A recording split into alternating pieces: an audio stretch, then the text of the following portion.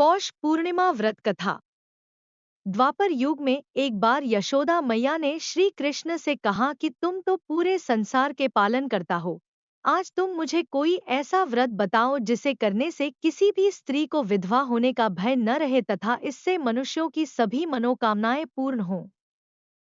श्री कृष्ण बोलते हैं कि माता, आपने बहुत ही सुंदर प्रश्न पूछा है। मैं आपको इसके बारे में विस्तार पूर्वक बताता हूँ।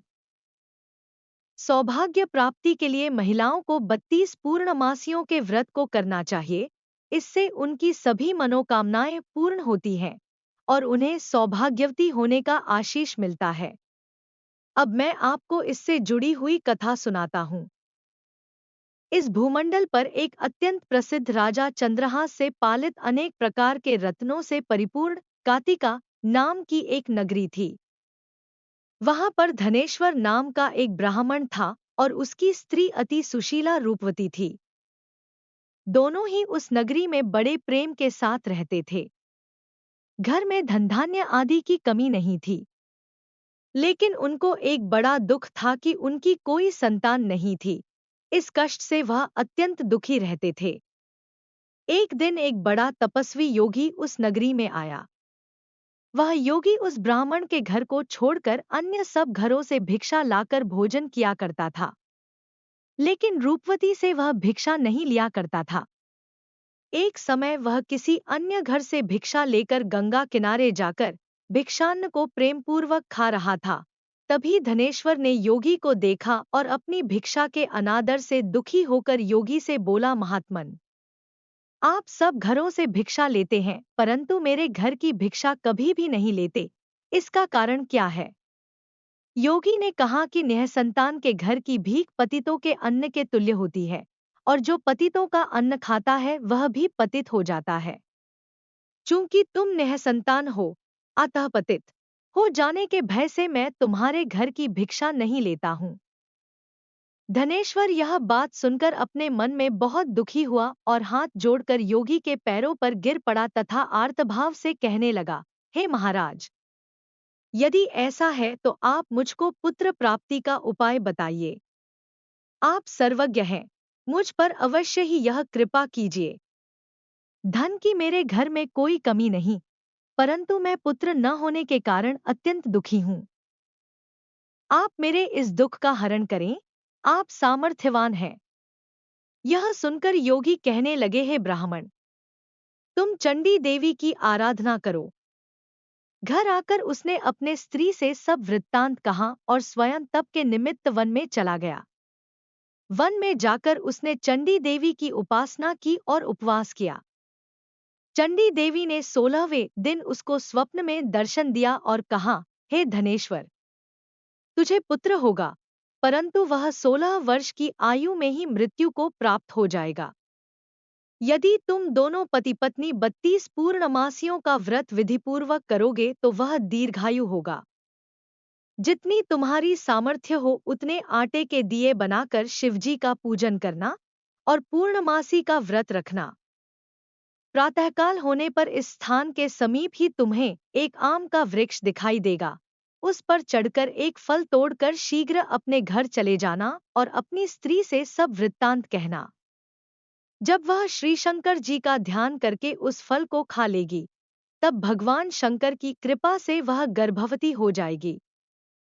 जब वह ब्राह्मण प्रातःकाल उठा तो उसने उस स्थान के पास ही एक आम का वृक्ष देखा जिस पर एक आम का फल लगा हुआ था। उस ब्राह्मण ने उस आम के वृक्ष पर चढ़कर उस फल को तोड़ने का प्रयत्न किया, परंतु कई बार प्रयत्न करने पर भी वह वृक्ष पर न चढ़ पाया। तब उस ब्राह्मण को बहुत चिंता हुई और वह विघ्न विनाशक श्री गणेश जी की वंदना करने लगा और बोला, हे दयानिधे, अपने भक्तों के विघ्नों का नाश करके उनके मंगल कार्य को करने वाले, दुष्टों का नाश करने वाले, रिद्धि सिद्धि को देने वाले, आप मुझ पर कृपा करके इतना बल दे कि मैं अपने मनोरथ को पूर्ण कर सकूं।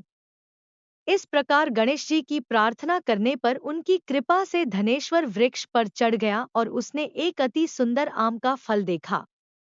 उसने विचार किया कि जो वरदान से फल मिला था वह यह है और कोई फल दिखाई नहीं देता, उस धनेश्वर ब्राह्मण ने जल्दी से उस फल को तोड़कर अपनी स्त्री को लाकर दिया और उसकी स्त्री ने अपने पति के कथनानुसार उस फल को खा लिया।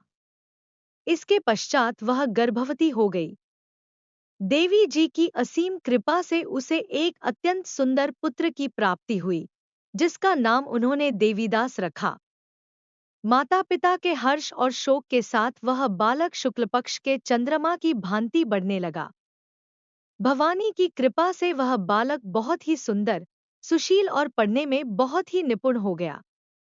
चंडी देवी की आज्ञानुसार उसके माता पिता ने 32 पूर्णमासी का व्रत रखना प्रारंभ कर दिया था, जिससे उसका पुत्र दीर्घायु हो जाए। 16वां वर्ष लगते ही देवीदास के माता पिता को बड़ी चिंता हो गई कि कहीं उनके पुत्र की इस वर्ष मृत्यु न हो जाए। इसलिए उन्होंने अपने मन में विचार किया कि यदि यह दुर्घटना उनके सामने हो गई तो वे कैसे सहन कर सकेंगे। उन्होंने देवीदास के मामा को बुलाया और कहा कि हमारी इच्छा है कि देवीदास 1 वर्ष तक काशी में जाकर विद्याध्ययन करे और हम उसको अकेला भी नहीं छोड़ना चाहते। इसलिए साथ में तुम चले जाओ और 1 वर्ष के पश्चात इसको वापस लौटा लाना। सब प्रबंध करके उसके माता पिता ने काशी जाने के लिए देवीदास को एक घोड़े पर बैठाकर उसके मामा को उसके साथ विदा कर दिया। धनेश्वर ने अपनी पत्नी के साथ अपने पुत्र की मंगल कामना तथा दीर्घायु के लिए भगवती दुर्गा की आराधना और पूर्णमासियों का व्रत करना आरंभ कर दिया। इस प्रकार उन्होंने 32 पूर्णमासी का व्रत पूरा किया। कुछ समय पश्चात एक दिन वह दोनों मामा और भांजा मार्ग में रात्रि बिताने के लिए किसी ग्राम में ठहरे हुए थे। उस दिन उस गांव में एक ब्राह्मण की अत्यंत सुंदरी, सुशीला, विदुषी और गुणवती कन्या का विवाह होने वाला था। जिस धर्मशाला के अंदर वर और उसकी बारात ठहरी हुई थी, उसी धर्मशाला में देवीदास और उसके मामा भी ठहरे हुए थे। संयोगवश कन्या को तेल आदि चढ़ाकर मंडप आदि का कृत्य किया जा रहा था, लेकिन लग्न के समय वर को धनुर्वात, एक वायुरोग जिसमें शरीर धनुष की तरह झुककर टेढ़ा हो जाता है, हो गया। इस कारण वर के पिता ने अपने कुटुंबियों से परामर्श करके निश्चय किया कि यह देवीदास मेरे पुत्र जैसा ही सुंदर है, मैं इसके साथ ही लग्न करा देता हूँ और बाद में विवाह के अन्य कार्य मेरे लड़के के साथ हो जाएंगे। ऐसा सोचकर उन्होंने देवीदास के मामा से जाकर बोला कि तुम थोड़ी देर के लिए अपने भांजे को हमें दे दो, जिससे विवाह के लग्न के सारे कृत्य सुचारू रूप से हो सके। तब उसका मामा कहने लगा कि जो कुछ भी कन्यादान के समय वर को मिले वह सब हमें दे दिया जाए, तो मेरा भांजा इस बारात का दूल्हा बन जाएगा। यह बात वर के पिता ने स्वीकार कर ली और उसने अपने भांजे को वर बनने के लिए भेज दिया और उसके साथ सब विवाह कार्य रात्रि में विधिपूर्वक संपन्न हो गया। पत्नी के साथ वह भोजन न कर सका और अपने मन में सोचने लगा कि न जाने यह कैसी स्त्री होगी। वह एकांत में इसी सोच में पड़ गया तथा उसकी आंखों में आंसू आ गए। तब वधू ने पूछा कि क्या बात है, आप इतने उदासीन व दुखी क्यों हो रहे हैं। तब उसने सब बातें जो वर के पिता व उसके मामा में हुई थी उसको बतला दी। तब कन्या कहने लगी कि यह ब्रह्मा विवाह के विपरीत कैसे हो सकता है। देव, ब्राह्मण और अग्नि के सामने मैंने आपको ही अपना पति बनाया है, इसलिए आप ही मेरे पति हैं। मैं आपकी ही पत्नी रहूंगी, किसी अन्य की कदापि नहीं। तब देवीदास ने कहा, ऐसा मत करिए, क्योंकि मेरी आयु बहुत कम है। मेरे पश्चात आपकी क्या गति होगी, इन बातों को अच्छी तरह विचार लो। परंतु वह दृढ़ विचार वाली स्त्री थी, बोली कि जो आपकी गति होगी वही मेरी गति होगी। हे स्वामी, आप उठिए और भोजन करिए, आप निश्चय ही भूखे होंगे। इसके बाद देवीदास और उसकी पत्नी दोनों ने भोजन किया तथा शेष रात्रि वे सोते रहे। प्रातःकाल देवीदास ने अपनी पत्नी को 3 नगों से जड़ी हुई एक अंगूठी दी, एक रुमाल दिया और बोला, हे प्रिय, इसे लो और संकेत समझकर स्थिर चित्त हो जाओ। मेरा मरण और जीवन जानने के लिए एक पुष्पवाटिका बना लो। उसमें सुगंधी वाली एक नवमल्लिका लगा लो। उसको प्रतिदिन जल से सींचा करो और आनंद के साथ खेलो कूदो तथा उत्सव मनाओ। जिस समय और जिस दिन मेरा प्राणांत होगा, ये फूल सूख जाएंगे और जब ये फिर हरे हो जाएं, तो जान लेना कि मैं जीवित हूँ। यह समझा कर वह चला गया।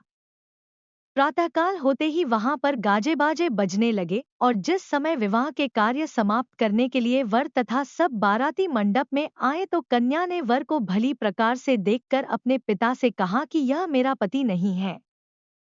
मेरा पति वही है जिसके साथ सत्र में मेरा पाणिग्रहण हुआ था। इसके साथ मेरा विवाह नहीं हुआ है। यदि यह वही है तो बताएं कि मैंने इसको क्या दिया। मधुपर्क और कन्यादान के समय जो मैंने भूषणादि दिए थे उन्हें दिखाएं तथा रात में मैंने क्या गुप्त बातें कही थी वह सब सुनाएं। पिता ने उसके कथनानुसार वर को बुलवाया गया। कन्या कि यह सब बातें सुनकर वह कहने लगा कि मैं कुछ नहीं जानता। इसके पश्चात लज्जित होकर वह वहां से चला गया और सारी बारात भी अपमानित होकर वहां से लौट गई। भगवान श्री कृष्ण बोले, हे माता। इस प्रकार देवीदास काशी विद्याध्ययन के लिए चला गया। जब कुछ समय बीत गया तो काल से प्रेरित होकर एक सर्प रात्रि के समय उसको डसने के लिए वहां पर आया। उस विषधर के प्रभाव से उसके शयन का स्थान चारों ओर से विष से विषैला हो गया, परंतु व्रत के प्रभाव से उसको काट न पाया, क्योंकि पहले ही उसकी माता ने 32 पूर्णिमा का व्रत कर रखा था। इसके बाद मध्याह्न के समय स्वयं काल वहां पर आया और उसके शरीर से उसके प्राणों को निकालने का प्रयत्न करने लगा, जिससे वह मूर्छित होकर पृथ्वी पर गिर पड़ा। भगवान की कृपा से उसी समय पार्वती जी के साथ भगवान शंकर वहां पर आ गए। उसको मूर्छित दशा में देखकर पार्वती जी ने भगवान शंकर से प्रार्थना की कि हे प्रभु, इस बालक की माता ने पहले 32 पूर्णिमा का व्रत किया था, जिसके प्रभाव से हे भगवन आप इसको प्राण दान दे। भवानी के कहने पर भक्तवत्सल भगवान शिव ने उसको प्राण दान दे दिया। इस व्रत के प्रभाव से काल को भी पीछे हटना पड़ा और देवीदास स्वस्थ होकर बैठ गया। उधर उसकी स्त्री उसके काल की प्रतीक्षा किया करती थी। जब उसने देखा कि उस पुष्प वाटिका में पत्रपुष्प कुछ भी नहीं रहे तो उसको अत्यंत आश्चर्य हुआ, और जब वह वैसे ही हरी भरी हो गई तो वह जान गई कि वह जीवित हो गए हैं। यह देखकर वह बहुत प्रसन्न मन से अपने पिता के कहने लगी कि पिताजी, मेरे पति जीवित हैं, आप उनको ढूंढना शुरू करें। जब 16वां वर्ष व्यतीत हो गया तो देवीदास भी अपने मामा के साथ काशी से चल दिया। इधर उसके ससुर उसे ढूंढने के लिए अपने घर से जाने वाले ही थे कि वह दोनों मामा भांजा वहां पर आ गए। देवीदास को आता देखकर उसका ससुर बड़ी प्रसन्नता के साथ अपने घर में ले आया। उस समय नगर के निवासी भी वहां इकट्ठे हो गए और सबने निश्चय किया कि अवश्य ही इसी बालक के साथ इस कन्या का विवाह हुआ था। उस बालक को जब कन्या ने देखा तो पहचान लिया और कहा कि यह तो वही है जो संकेत करके गया था। तदुपरांत सभी कहने लगे कि भला हुआ जो यह आ गया, और सब नगरवासियों ने आनंद मनाया। श्री कृष्ण जी कहने लगे कि इस प्रकार धनेश्वर 32 पूर्णिमाओं के व्रत के प्रभाव से पुत्रवान हो गया। जो भी स्त्रियां इस व्रत को करती हैं, वे जन्म जन्मांतर में वैधव्य का दुख नहीं भोगती और सदैव सौभाग्यवती रहती हैं। यह मेरा वचन है, इसमें कोई संदेह नहीं है। यह व्रत पुत्र पौत्रों को देने वाला तथा संपूर्ण मनोकामनाओं को पूर्ण करने वाला है। 32 पूर्णिमाओं के व्रत करने से व्रती की सब इच्छाएं भगवान शिवजी पूर्ण करते हैं।